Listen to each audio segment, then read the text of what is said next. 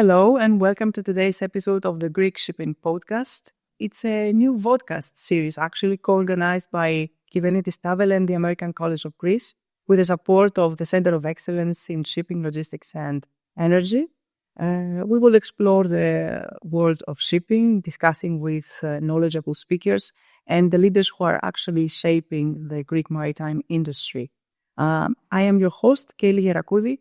I am assistant professor in the Shipping Management Department at DIRI, the American College of Greece, and I'm happy to be joining you for what will hopefully be a very interesting and thought-provoking discussion.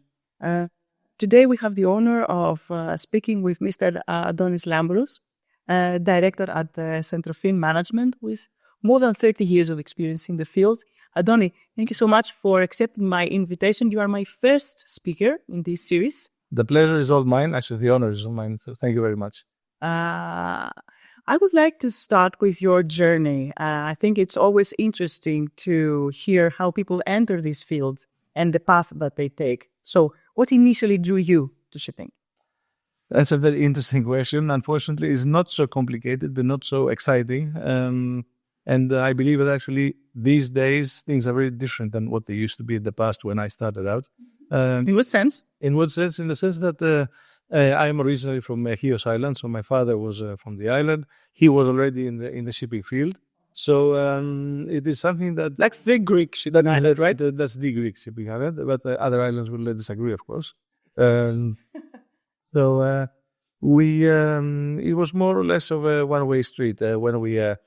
I have an older brother who is 1 year older than me. He is a professor in the university in the United States. So when we approached the age of deciding what to do, my father said, one of you two has to be involved with shipping. My brother said it's not for me, so he left, and then that was just for me. So and my father actually told me you should study engineering because he's not an engineer. He said all my life the engineers have been stealing things from me and we have been crooks. So it's not a very positive message, but you have to study engineering. So that's how I entered the industry. And actually, it's been my life. I mean, I've been in this industry for all my life. I don't know anything else.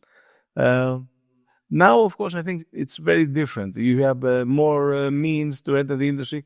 And 30 or 35 years ago, it was much more of a closed society. Now, a lot of people are taking interest in the shipping industry, in the maritime industry, if you want to call it like that. And I think this is a good thing. And I see also in our office, for example, a lot of people, one of the things I always ask at interviews is that, how do you get involved with this? Do you have a father or uncle who's a captain or engineer or something? And then more and more I see that, a lot of people just say no, nothing to do with shipping. I just, read about it, thought it was exciting, and I just wanted to join the team. So I think this is a good thing that, we're opening up eventually. This is also the first question that I pose to my first year students when they enter my class. Why shipping? What attracted you to shipping? And what do you see? Do you hear? I get a lot of different answers. The majority of them has to do with the excitement that they feel when they hear about shipping. For me, I would say the word is passion. I mean, you have to say the industry. It's not the industry. It's a field or sector, whatever you call it, where you have to be passionate about the actual ship, about why? Because it is, Why do you use this term? I may sound a bit romantic because I believe like the ship is like a living organism. It is something It's a lady, right? It's a lady, okay. This is I'm not sure if we're allowed to say that anymore now with all this, the new culture. Correct. But traditionally it has been a lady, let's say. And it is, it has a will of its own. It has a character. And of course, a lot of people think that it's a technical job and it's something that you need to study. For me, it is all about people. That's my. I'll answer back to that. Adon, what do you think that has been the most significant development in the shipping industry during the past decade? The past decade. In a word, I would say technology, of course. But I think that the effect of technology, and mostly I would say connectivity. I mean, the ability of people to be on board and connect with the people ashore. And it has an effect in various fields. When I started traveling like 35 years ago, it wasn't easy to get the message across. You have to solve a lot of problems on board. You had to pick up the phone. There was no good satellite reception if the ship had a satellite communication system. Now everything is fast, so it works well for the business. It works well for the individuals on board. They can connect with their family. There is also a negative side to that, but mostly it's positive. Negative sides of connectivity. The negative side, when the seafarer connects to their family, there are studies that show that they are subject sometimes to stress when they cannot deal with something. So in the old days, for example, you would be traveling and your kid would have a bike accident, they would break an arm or a leg. You'd find out about it maybe 3 weeks later when everything was finished, and you were informed about it. Now you'll find out about it immediately. You will not be able to help because you're on board. So this may cause stress. So I mean, this is the flip side. Let's say the negative side of. So they get distracted from their job. It may happen. You may get distracted from your job. So this is one of the, let's say, every advancement, everything positive comes also with a negative side. You can't have only positives. Mm-hmm. Okay. My next question has to do with sustainability. Sustainability has become increasingly a critical term in shipping. But according to you, how can a shipping organization or the industry in general balance profitability with environmental responsibility? Well, first of all, it's one of the oldest industries around. So I think that shows by itself that we are sustainable. But being sustainable in this era means, of course, something different.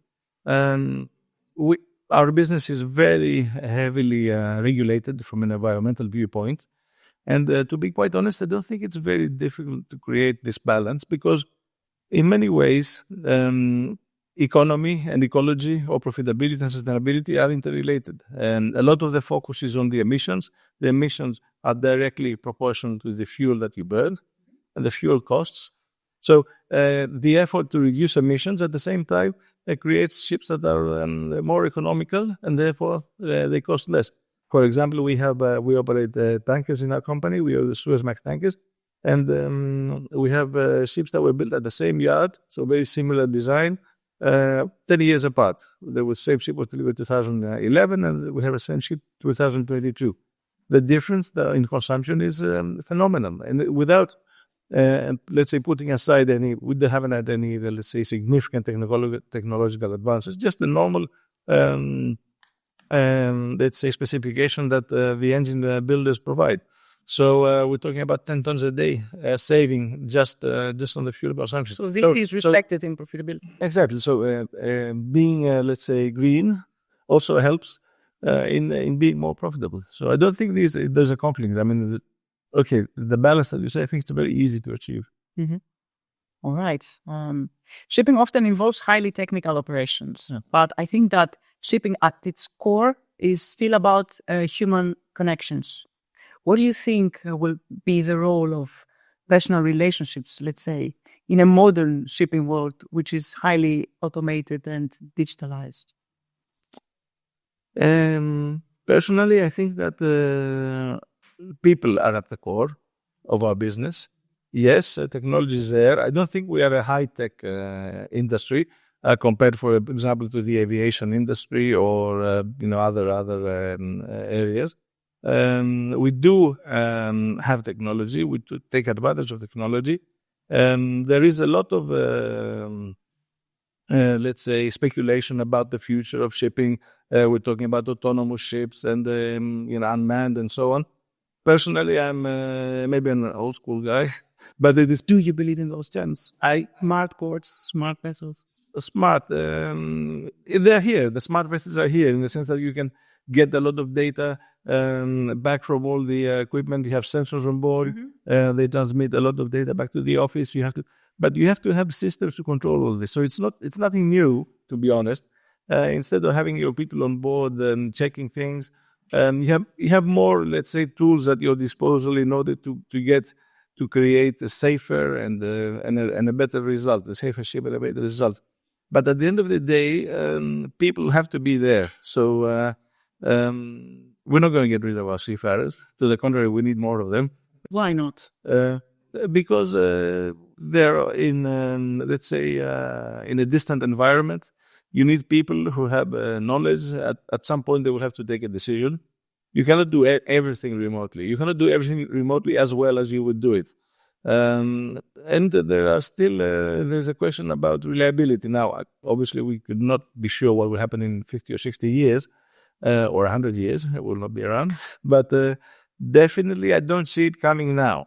I cannot say that by 2030 or by 2035 we'll have autonomous cargo ships, sailing across the oceans and so on. And on a testing environment, maybe. And we've seen this also in the past. If you remember, for example, there's a lot of discussion now about the propulsion, about nuclear energy being used on board ships. The first nuclear power ships was back in the 60s. Louis Savannah, they made this infamous voyage. And now it's like, 70 years have passed, nothing has developed. So it's, from pioneering and advancement until having it applied, let's say, worldwide on an industry, I think it takes some time. I think they trade to a limited extent up there in the North Sea, right? In the North Sea, yes. But this is a very specific trade. It's not our mainstream, let's say, shipping that at least we in Greece are used to. And what is the role of leadership in a modern maritime world? Mm-hmm. It's a very wide word, I think. This Showcase combines technology, machines, sensors, and people. What will change in terms of leadership? I think the change in leadership at this moment comes not from technologies as much as to, let's say, a global change in culture. So the leader of the 21st century is very different from the leader of the 20th century, and if you even further. In what ways? The main thing is that you need social responsibility, empathy, active listening, being able to interact and to listen.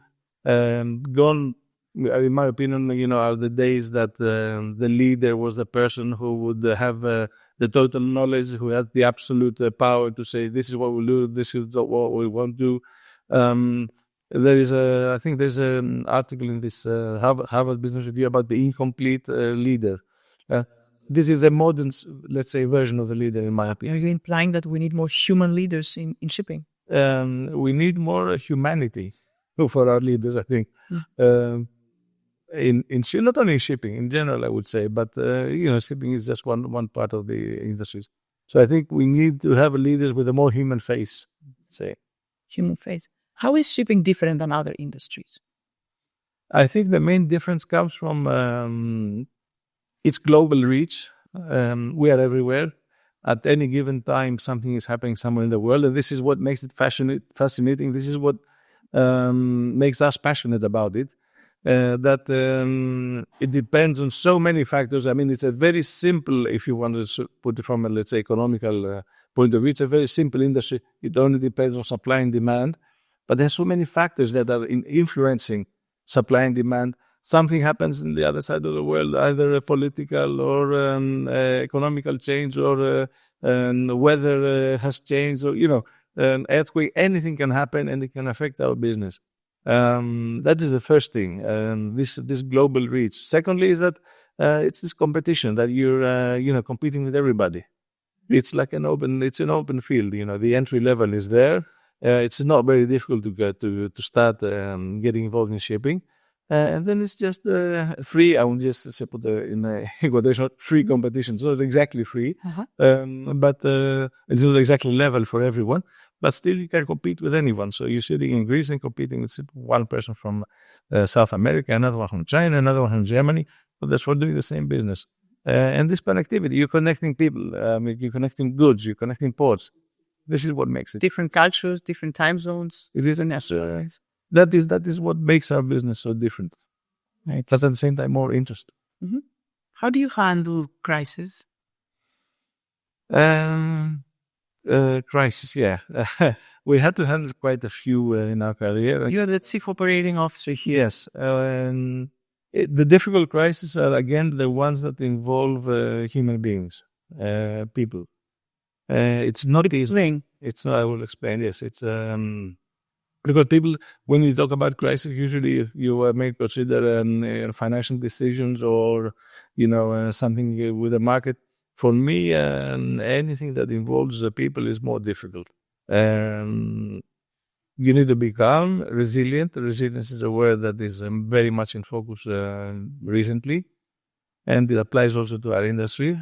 You need to be self-aware, to know limitations, to know the limitations of ourselves, of our teams, of our people.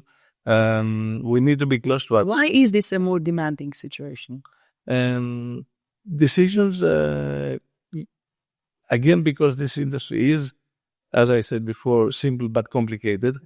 Decisions, you don't know exactly where your decisions will arrive. It's not always clear what the right decision is to make. I can give you an example. It's not a very nice one, so I'm not sure. Anyway, I'll go ahead. Go ahead. Well, a few years back, 10 years, 11 back, I got a call in the middle of the night from our crew manager saying, we had an incident on board one of our ships. The chief engineer was found drinking, which of course is not allowed. It was a bulk carrier, but still we don't allow drinking on the bulk carriers. And he wanted to go home. Anyway, he had gotten some bad news from his home that his wife was cheating on him, and a commotion. And then the next in a few hours, he said he calmed down, and now he wants to stay on board because he has 4 kids. He wants to work for his family and so on. And I said, well, what should we do? And, at the time you take a decision, you don't know where it's going to lead. And he said, okay, we have to send him home because that's our policy. We have to be strict, even though he has said, I'm sorry, and I won't do it again, and so on. And that's a decision I took. Okay, easy, simple, straightforward, you don't know.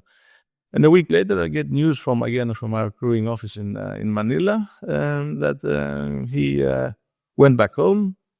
He got a shotgun, shot his wife, and then committed suicide. And left his 4 children orphans. So, I mean, this was a shock for me. Was it the result of my decision? Probably, maybe, I don't know. So, decisions are difficult, and that's why I said the difficult decisions have to do with people. It's that's the way I understand my responsibility, my primary responsibility being for my people. The other decisions, the commercial ones, the financial ones, they may be difficult, but still manageable. The ones with people are more difficult. Thank you for sharing with us, first of all. That was very shocking indeed. Which was the most difficult decision that you've had to make during your career? A priori, you knew that you had to make a difficult decision. I don't think I can pinpoint one decision, a difficult decision I had to make during my career. When you had limited options, maybe, or it was too much at stake? It is when things are at stake, like I said again, it is when people are involved. We have a lot of stories about difficult decisions, and we had the difficult times as a business and in industries from 2010 until 2015. These were difficult years for us and for other companies as well. And then, a lot of companies came on the brink of survival, trying to survive. But I cannot really pinpoint one decision that is standing out. It's a continuous process. It's a continuous process. Do you like collaborations, Adon? I think it is all about collaboration. In our business, in our company, we are not so open with collaborating. I mean, doing joint ventures and stuff like that. It doesn't. We're very focused on our own business. We do things the way we do it. But on a personal level, I always work with my people. And that is what I would, urge anybody to do. It's you can't do anything on your own. There's this proverb that said, if you want to go fast, go on your own. If you want to go far, go with a lot of people. Of course. Can you share with us an example of a successful collaboration that you've seen in your career and had a positive and lasting impact? I would say that we have one of the things that we are doing in our company, and we are quite proud of it. We have a program that we come very close, in order to come very close to our seafarers on board, because we believe that The seafarer, the officers and the crew are the ones who run the ships. We trust them. We've got about 1,600, 1,700 people working at sea, plus our 120 or 130 people working ashore. And we try to be close to them. So we, over the years, since 2008, we started doing conferences for our people. And we try to take this to a different level, not just the requirement they have to be there and give a couple of lectures and say hi, here we are, but we actually try and show that we care. We make it fun for them, and we placed a great effort in this. And this is, of course, a collaborative effort from people ashore, on board, everywhere. Okay, Adonis, how do you make it fun for them? On board, fun on board. What does that mean? It's not only fun on board, fun ashore. The idea is to be close to them, and if somebody is enjoying what they do, they're going to do it well. Mm-hmm. That is my philosophy. And there are ways you have to be close to them. Whatever they ask for, you have to provide it. You cannot meet their needs. You mean on board? Meet their needs. We had. I'll give you an example. We had didn't come directly to me. He came to my IT manager. He was on board the ship, and one of the second officers, I think he was Ukrainian. He said, look, I appreciate we have the system now. We have Starlink. We got high speeds. We can connect to our people, and everybody's happy. But for me personally, I'm a gamer. I like to play games online with my friends. And this specific site that we play is one of the restricted sites. The ones who say, so please make an exception for me. Just open up this site so I can play my games. That's how I connect. I don't care about the Facebook or WhatsApp or talking to my friends. I have my friends online and they're waiting for me to play games. And he asked me, I said, sure, of course, open it. So it's a very specific request. You can meet it easily. And it can change his life on board. Because life on board isn't easy. It's easier than it used to be. It's safer than it used to be, yes. But still, you are away for long periods of time. You don't get short leave. The people who are on board now, most of them, they had a very difficult time during COVID. COVID was a period where, the seafarer was confined on board. Very, very difficult period for them. So, yes, we have to cater to their needs to make it fun. Have you heard of any absurd needs from seafarers? There will always be. And your definition of absurd is different. What's absurd for you? Exactly. If you go to our, let's say, purchasing department, they will always be complaining that they're asking for this on their menu. They're asking for more entertainment equipment. So the definition of absurd is very, very, let's say, relative. Absurd. Absurd, yes. I don't think I can come up with something at the moment that we have, but I can tell you an old story about what is. I went to a very old story. When I was a superintendent, I went to take delivery of a ship from French company. I went on board on the day of Christmas, and of course, because it was Christmas, they had taken provisions, in a French ship with French officers and Spanish officers, and they had lobsters, they had champagne, this is a long time ago. All right. And French cheeses, a very, very, high-end, let's say, menu. And after people came on board, the full Filipino crew, suddenly everything disappeared. Said, what happened to all these provisions? Jesus, we don't eat that stuff. We threw it away. He says, really, we want our stuff, chicken, our rice, fish. So, where did all the good stuff go? But everything is relative. So that means that you need to cover meaningful needs, right? Yeah, exactly. Needs. Okay. How can we define success in shipping? Is it about financial gains? Is it about sustainability? Is it innovation? Is it something else entirely?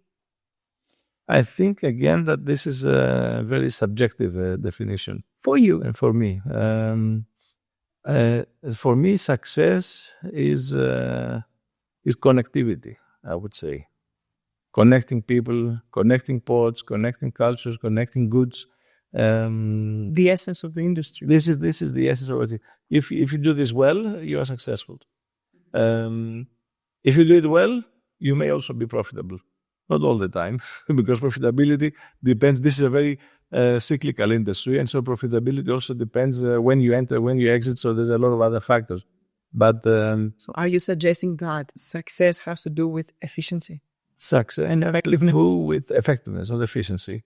Effectiveness, delivering what has to be delivered. We have to transport our goods. We have to connect with our people. We have to bridge, let's say, differences, different cultures, different languages, different religions, different beliefs. I've seen on board. I've been on board at times when we had the civil war in Yugoslavia and had Croatian and Serbian officers serving together. Not easy. There are different reasons very listed. We have a very large pool of Ukrainian officers, but also have some Russian ones. When the war broke out, we had ships which had both nationalities on board, and not very easy to handle. But we managed. So it's about bridging differences. And just with this opportunity, I'd like to mention that we have done a lot to help our Ukrainian seafarers. From the moment the war broke out, we were supportive. We told them that we had an office in Odessa, which we relocated to Romania. In Tulsia is a city next to the border. And we told all our people, we told them that, look, we can't help you in Ukraine, but if you can get your families to the border, we'll take care of them. So slowly they started arriving at the border. I went myself there about 2 or 3 weeks after the war started with my colleagues. At the time, there were about 300 to 400 people crossing the border every hour. And it was very shocking to see people. I saw an very old guy, I would say, very old, like my father maybe, dragging a small suitcase, walking and crying. I mean, what can you put in a small suitcase? His whole life. And that was it. And we had this program, so slowly we got all our families safe in Romania. We rented some hotels and we supported them, and still we're running this program. We got about 550 people that we are supporting financially and providing accommodation for them until they are able to go back to their homes. But we witnessed very heartbreaking stories. We had one baby that was born at the border. One of our seafarers, he had 2 kids. His wife was pregnant. He tried to cross the border. The border official said, no, you have to stay because they had a limit for the age. Your wife and children won't cross. He said, no way. He had to bribe the border officer. By the time of this time, the baby was born at the border. So when I went there, he was already like 2 weeks old. So these are stories that they touch you, right? They touch you, and this is the essence, that you are bridging all these gaps. And I can see empathy in your eyes when you narrate such stories, and I think that you are romantic indeed, and that your body and soul is there when you work. I think it's obvious. Yeah, the body is not very easy to move, but I think that. I am very passionate, and maybe more than I should be sometimes. Passionate and empathetic, like you say. And actually, the word empathy, I like it because it has this very different meaning in English than in Greek. It's like a totally opposite. The word empathy. I mean, I'm surprised. I don't know etymologically how it came out, but empathy. In Greek is synesthesis is the Greek word, but the Greek word empathia is very different. So it's a very tricky word to use. But indeed, yes, I think empathy is one of the qualities, because we talked about leadership before, is one of the top qualities that the leader of the 21st century must embrace. And it is something. It is, in a sense, it is a skill, but it has to be also inherent, and it has to be honest, and it has to be something that you cannot fake it. That is it. Like caring and empathy, you cannot fake this stuff. Mm-hmm. Interesting. If you could change one factor, one thing about shipping, what would that be? We want to change a lot. It's very difficult to choose just one. You can tell it to all 3 things. I think one thing that creates problems for us, for our industry, is unilateral legislation. The fact that the European Union will make a regulation, and then the US will make another one, and then China will make another one. You need full standardization. We need a common working ground. We have the IMO. Yes, the IMO is a bit slow sometimes, but it's very difficult for us to comply with the whims of every other country. I mean, a different region here, different there, different requirements. And, this started out, I don't know, maybe 30 years ago with United States with the OPA 90, because at that time, yes, it is. Yes. The IMO was slow. They wanted to introduce a double hull. And of course, a double hull technology in the early days wasn't so ready anyway. But they wanted to do something fast. That was the beginning. After that, everybody started coming out with their own version of. Do you believe in legislation? Yes, I do. It has to be there, in my opinion. Somebody has to lay out the playing field. But like I said, it has to be uniform. It has to be thought that people have to think about it. I think especially in the European Union now, for example, we have this FUD EU coming up. I think, people in Brussels are just sitting down and trying to find complicated ways to make something, I don't know, something that doesn't work. It doesn't work. Maybe they have too many parties and factors in mind. Yes, you try to satisfy a lot of different, lobbies or interests or whatever you want to call it, and you end up with something that is not practical. This is the problem, the core problem. Plus, that it is, like I said, the unilateral nature of it. Mm-hmm. Do you think that the owners' interests are covered? In what sense? By those legislations? The owners are exposed or covered by those legislations, mostly. I think the majority of legislations is there to create a safe environment for our seafarers and for the transportation of goods. I think the majority of legislation. I'll give you another example. Ballast water treatment systems. Mm-hmm. The industry invested, I don't know, billions in the end of the day to cover this requirement. In my view, not effective. Apart from the fact that many of the systems are not operating, it's not a reliable technology. The benefit that you get out of all this investment, I think it's very small. The previously existing system of ballast water exchange, yes, I understand. The idea is to protect the marine environment from the transportation of microorganisms. This was quite effective with an existing system, which was a ballast water exchange that cost nothing. It was being practiced. It was being enforced. And then suddenly we introduced this new regulation, a lot of cost, very small benefit. So I think, people have to think it out. I think the owners, yes, they benefit. Eventually they benefit because safety the safety record has improved. Environment protection has improved, definitely. Since the day we were young and I was sailing, a lot of things have changed. So this is a safer environment, definitely. And everybody wants this. And cleaner. And cleaner, yes, it is. It is very cleaner, much cleaner. There's nothing to do. I go on board ships now, and I am impressed. I still, every time I go on board, because in my mind I have the ships that we had in the old days. And, you go to the purifier room, and traditionally the purifier room used to be covered in oil. Now everything is so clean, and I congratulate the chief engineer, and I'm sure he doesn't know why I'm congratulating him, because this is normal for them now. So, yes, everything is... Do you prefer being on shore or on board? Big question. I'm too old now to be on board for long periods of time. What is your preference? But when you go on board, suddenly you feel a different connection to the object. This is something else that I can see in your eyes. That's why I'm asking you. It is important. But I can feel the same connection when I go to the Philippines or when I go to India, to our manning offices. We have offices, and I'm among our seafarers. I also get this connection. So it is a feeling. I can say that you feel nostalgic when you recall this. Yes, nostalgic. Like I said, I'm a bit of a romantic.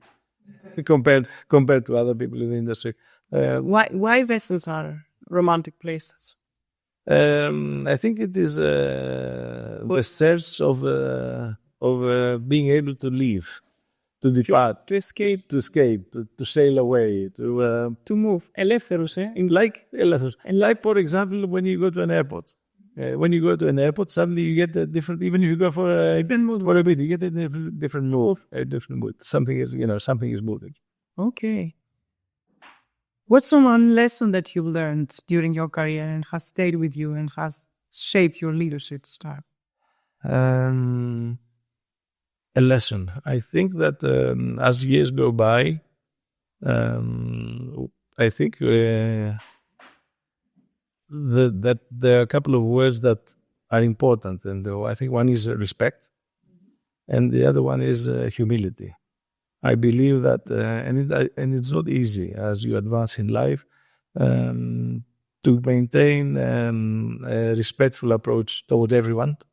Doesn't matter if it is the oiler on board or the ship owner or the president or whoever. You have to be equally respectful to everybody. And it's not easy always when people advance in life. They kind of forget sometimes where they're coming from, and to remain humble. I think these are the two most important lessons. If I wanted to let's say, give some advice to the younger generation. Yes, we need some advice for the young people, for your students. This is what I would suggest. You need to work hard, yes, to understand that you don't know everything, and you never will know everything. I see a lot of young people. They come enthusiastic in the job. They, in a couple of years, they know everything, and over time they understand that it's only a small portion of what is there to be found out. And to remain humble and respectful, I think these are the key points. How do you earn respect in shipping? Not only shipping. I don't think it's a matter of shipping. It's a matter of human relations anyway. And I think there are two kinds of respect, in my view. There is, let's say, we can call it the statutory respect. Okay. Which is the respect that comes with a title, with a position. Like if you're organizational ladder, right? You're a captain on board the ship, by definition, some people have to respect you. Authority. And that is not earned. That is there, and you have to do it. If you're coming across somebody who is old, by definition, you respect the elderly. Yes. Of course, if he could be a very bad person and will not earn the respect. So. The other part of the respect is the one that is being earned. And this is being earned, again, by your behavior. It's a behavioral thing. So over years and with your people you work with, maybe one will go down and the other one come up. I mean, if you're successful, if you're a good captain, your statutory respect and your people get to know you, slowly they will bridge a gap. But you will earn the real respect, which is more important in my view. You cannot stay with a statutory respect. It's not worth anything. You need to have it, yes. Everybody has it. It won't last long, you mean? It will not take you all the way. You need to earn the real respect of your people. And you can earn, the best way to earn respect, I think, another key word is fairness. You have to be fair. You have to show and to explain to your people that you are being fair. How you do that? It's very difficult. It is very difficult because it is about you always engage people in decision making. Not necessarily in decision making, at all the times. But you need to make them understand. If they have to say something, you make them feel that they have been heard. If you have something to communicate to them, you need to explain to them that, I've thought it out and this is the way we're going to. But this is a more time-consuming and complicated process, isn't it? It is. But it's worth it, right? It is. I think it is. And you won't have to do it all of the time. Sometimes it's more important. Sometimes, it's some state, depending on the decision. Sometimes you're looking for speed. Sometimes you're looking for accuracy. Not all. You can't get everything right at the same time. And of course, the other main thing is to be able to admit your mistakes. Because we are human beings. Yes, by definition, we will make mistakes.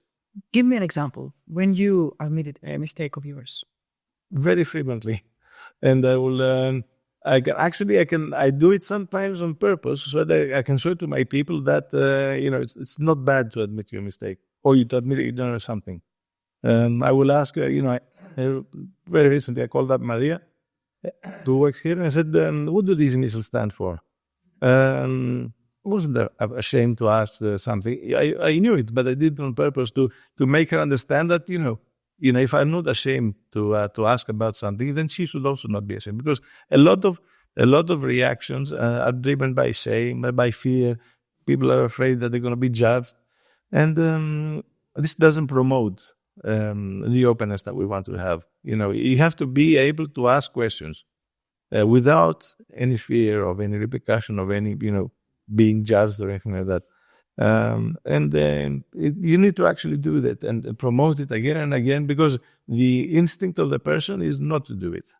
Instinctively, people are being taught by their mothers, by their fathers, that they should be very careful what they say, but they should be, very cautious of what the people will think about them.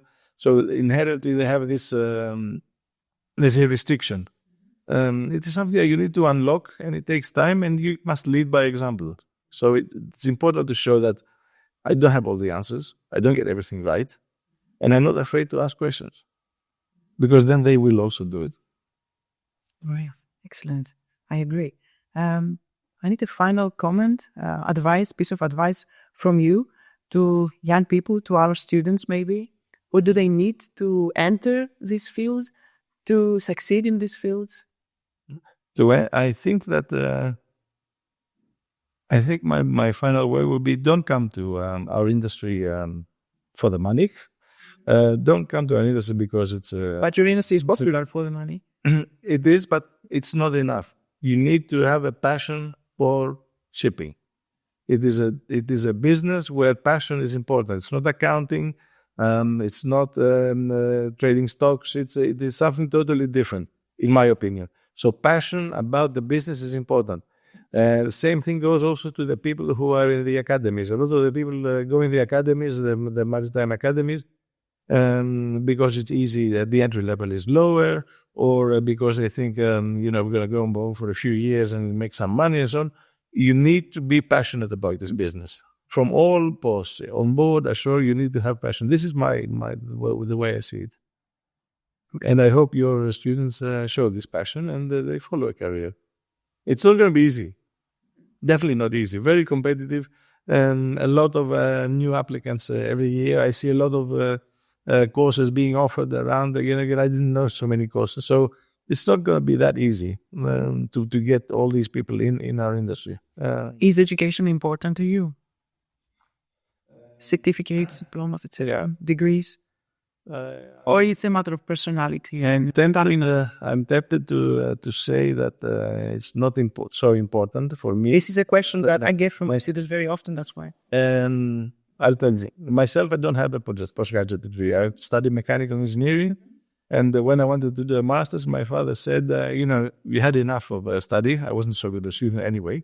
So he said, come to the business, and then if you want, you do something later. I never did it. I recently, but the problem is that now everybody has a degree or 2 degrees or 3 degrees. It's not easy, so it's not competitive.